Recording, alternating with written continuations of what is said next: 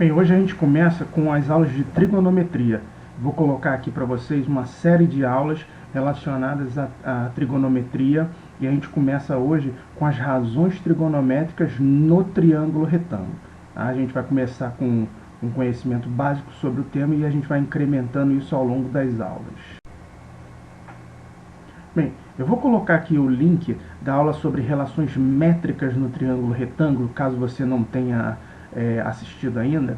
E nessa aula eu trabalhei com as medidas dos lados de um triângulo retângulo. As relações métricas são relações envolvendo medidas dos lados de um triângulo retângulo.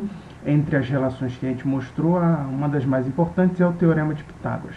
Na aula de hoje, a gente quer relacionar essas medidas dos lados às medidas dos ângulos agudos desse triângulo retângulo. Tá? Então, quando eu tenho um triângulo retângulo, a gente sabe que a hipotenusa é o maior lado, oposto ao ângulo de 90 graus, e a medida da hipotenusa está indicada pela letra A minúsculo nessa figurinha aí.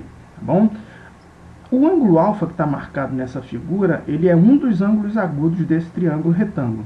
Com relação a esse ângulo, eu posso dar nomes aos catetos, né? Então eu tenho o cateto oposto ao ângulo alfa, esse cateto que está bem na frente dele, e o cateto adjacente ao ângulo alfa, esse que está bem ao lado dele, né? Então nessa figura a letra B minúscula está indicando a medida do cateto oposto ao ângulo alfa, e a letra C minúscula está indicando a medida do cateto adjacente ao ângulo alfa. Bem, se você já estudou trigonometria, provavelmente você lembra que tem umas definições, tem seno, cosseno, tangente de um ângulo, e que dependendo da maneira como isso foi abordado, essas coisas caíram do céu, você não entendeu muito bem por que essas definições são como são. Então, para motivar essas definições, eu trago aqui uma sequência de triângulos retângulos. Eu desenhei 3 deles aí, ó, o triângulo AB1C1, o AB2C2 e o AB3C3, tá? Mas eu poderia continuar desenhando triângulos retângulos cada vez maiores, com lados cada vez maiores, mas o que todos eles têm em comum? Todos eles são triângulos retângulos, né? E todos eles têm um ângulo em comum, que é o ângulo alfa, tá? E aí eu coloquei esses triângulos sobrepostos nessa figura para você enxergar isso, tá? Como eles têm dois ângulos de mesma medida, o ângulo alfa aparece em todos eles e o ângulo de 90 graus aparece em todos eles, eles são triângulos semelhantes. Tá? E aí, como são triângulos semelhantes, a razão entre lados correspondentes é constante, ou seja, toda vez que eu divido, eu calculo o quociente, calculo a razão entre duas linhas correspondentes, dá sempre o mesmo resultado. Bom, explicando um pouquinho melhor. Posso ter um triângulo muito grande ou muito pequenininho, não importa. Se for um triângulo retângulo e ele tiver o ângulo alfa, quando eu calcular aí, por exemplo, a razão entre o cateto oposto e a hipotenusa desse triângulo, cateto oposto ao alfa, e a hipotenusa de qualquer um desses triângulos, vai dar sempre o mesmo resultado. Tá? Foi o que eu escrevi aí nesse texto ao lado, né? Se eu pegar a razão entre o B1C1 e a hipotenusa A1C1, vai dar a mesma coisa que calcular a razão entre o B2C2 e a hipotenusa AC2, que por sua vez vai dar o mesmo resultado que calcular a razão entre B3C3 e AC3 e assim por diante. Tá? Ou seja, em todos os triângulos retângulos que têm um ângulo alfa, quando eu calcular a razão entre o cateto oposto e a hipotenusa, vai dar sempre o mesmo resultado. Tá? Então faz sentido dizer que esse valor, esse número, essa razão, ela está associada ao ângulo alfa, porque ele permaneceu invariante em todas essas figuras. Ele está lá, ele não muda de medida. Né? E aí a gente dá um nome a essa razão, que nesse caso a gente deu o nome de seno desse ângulo. Tá? Como um triângulo ele tem 3 lados, existem 6 razões possíveis envolvendo dois desses lados, 2 escolhas desses lados. Vamos ver todas elas. Então, é possível escolher 2 lados de um triângulo retângulo e calcular a razão entre eles de 6 maneiras. Né? E as definições estão aí. Ó. O que vai ser o seno do ângulo alfa? A razão entre a medida do cateto oposto e a medida da hipotenusa. O que vai ser o cosseno do ângulo alfa? a razão entre a medida do cateto adjacente ao alfa e a medida da hipotenusa. Tangente do alfa, razão entre a medida do cateto oposto e a medida do cateto adjacente. A cossecante do alfa, inverso do seno do alfa. Tá? A secante do alfa, inverso do cosseno do alfa. A cotangente do alfa, inverso da tangente do alfa. Essas são as 6 razões trigonométricas que a gente vai trabalhar a partir de agora e usar para resolver problemas. Definidas da maneira como fizemos na tela anterior, as razões trigonométricas elas têm um conjunto de propriedades que a gente vai listar aqui. Então, o que a gente pode observar? A tangente de um ângulo pode ser calculada pela razão entre o seno e o cosseno. Tá? A demonstração está aí para que você veja. Se você pegar o seno do ângulo alfa sobre o cosseno do ângulo alfa, B sobre A sobre C sobre A. E se você simplificar isso, dá exatamente B sobre C, que é a tangente do alfa. Confere aí na tela anterior a definição. O ângulo alfa é um ângulo agudo num triângulo retângulo. Tá? Então, tanto o seno do alfa quanto o cosseno do alfa, nesse caso, assumem valores que estão entre 0 e 1. Porque essas duas razões são razões que envolvem cateto e hipotenusa. E a hipotenusa é sempre o maior lado de um triângulo retângulo. Né? Então, se eu tenho um número positivo dividido por outro positivo maior que ele, o resultado é um número entre 0 e 1. Vai ser 0, alguma coisa, a extensão decimal desse número.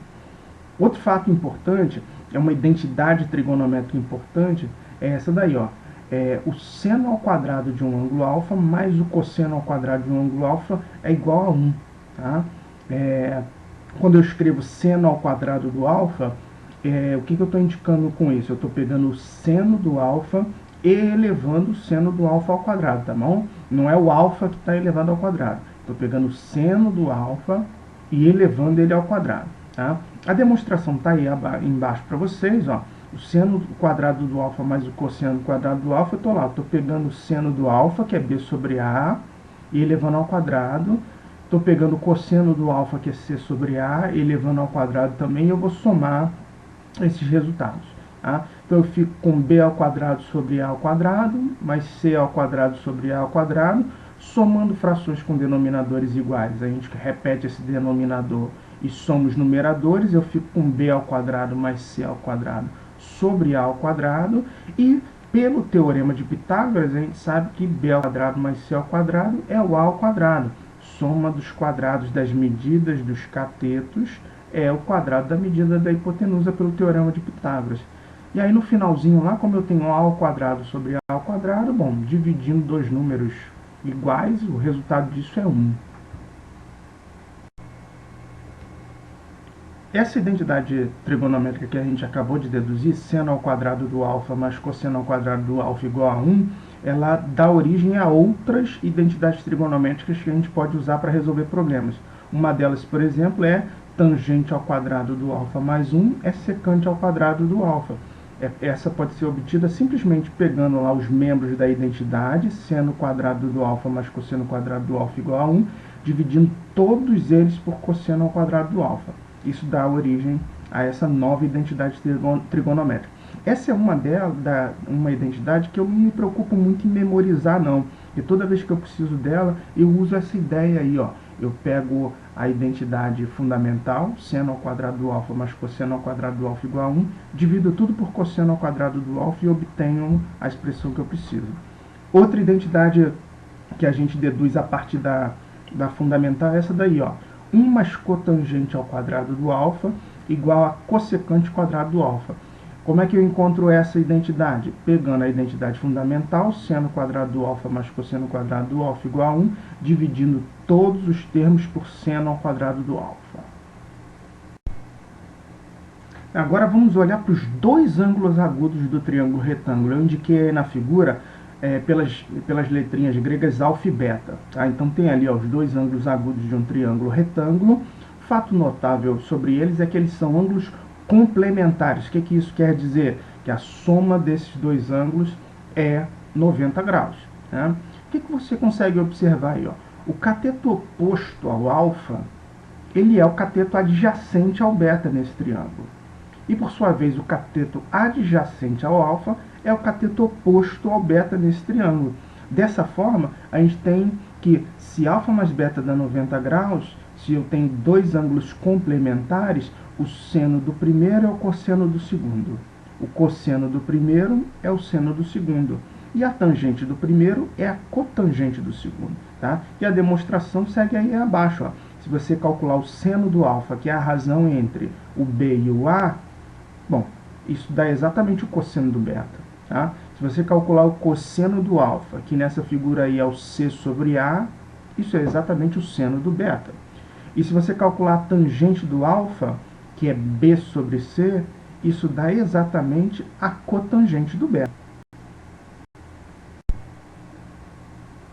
Acompanhe as próximas aulas que a gente vai aprofundar um pouquinho mais esse conhecimento sobre trigonometria e apresentar uma série de exemplos e te mostrar como é que você pode usar isso para resolver problemas práticos, tá bom? Obrigado e até a próxima.